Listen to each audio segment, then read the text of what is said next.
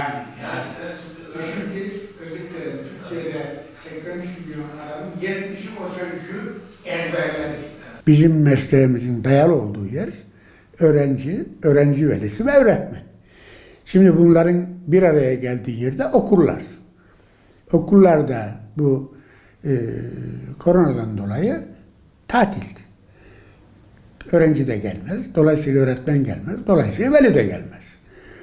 Bunların ihtiyaç maddeleri de genelde kitapçı kırtasiyeden temin edilir. Ama Türkiye'de sorunun büyüğü kitapçı kırtasiyecinin dışında herkes kitap ve kırtasiye satıyor. Özellikle zincir marketler, özellikle o gastro marketler gidiyorsunuz.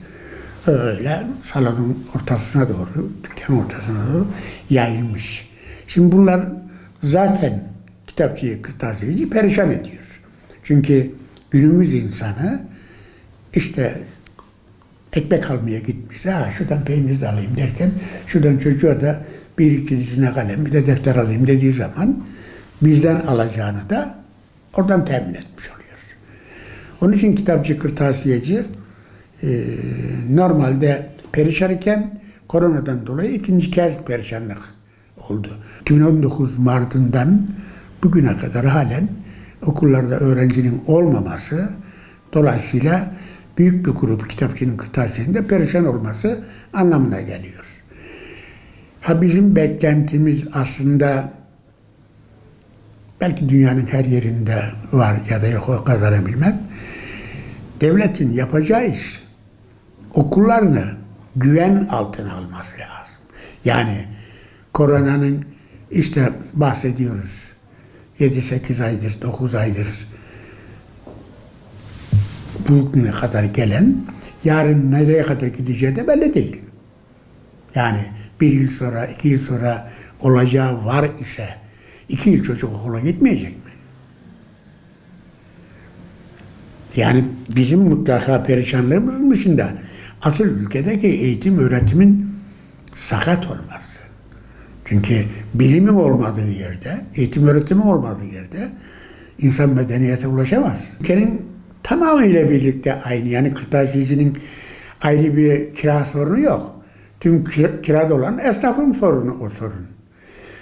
Ekonominin sıkıntılı olması, hayatın pahalı olması yine sadece bizimle doğru orantılı değil, tüm ülkedeki esnafla, tüm ülkede yaşayan insanlara doğru orantılı.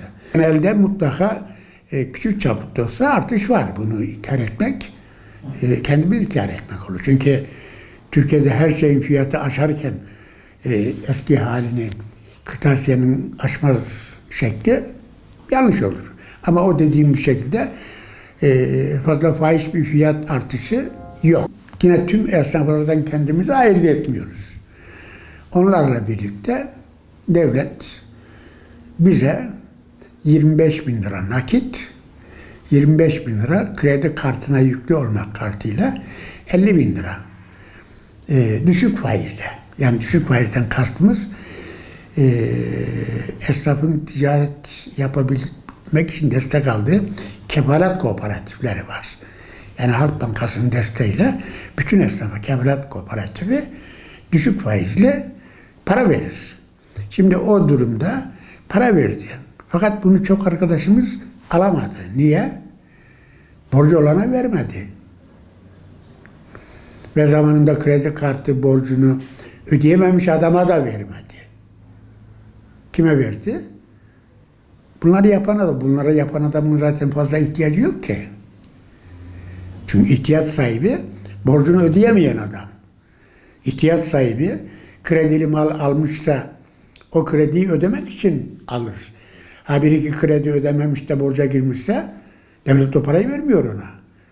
Öyle de olsa yani bizim üyelerimizden 25 bin lira alan arkadaşlarımızın büyüyecek bir kısmı, ki bunu ödemek için tabii geri dönüş olacak.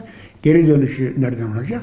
Ticaret yapılırsa, ticaret yapmamışsa 25 bin lira işte kiraya aldığımız mala verdik. Dolayısıyla para bitti. Ödeyecek zamanı geldi. Satış olmayınca ödemesi sıkıntı çekmeye başladık. Ha tabii bizim tekrar beklentimiz mümkün olduğu kadar düşük faizli ya da faizsiz kredi verilmesi. Hatta hibe verilirse bu kültür evlerinin tamamı da ayakta kalmış olur. Bu düşüncemiz, bu talepimiz var. Devletin yapısı itibariyle, dış borç itibariyle ya da bu çeşitli kurumların bu anlamda örneğin koronadan dolayı turizm durdu. Turizm durunca oradan gelecek para gelmedi. Ötelenebilir ama şimdi ötelenme işte bugün o şey devam ediyor, kira durumu.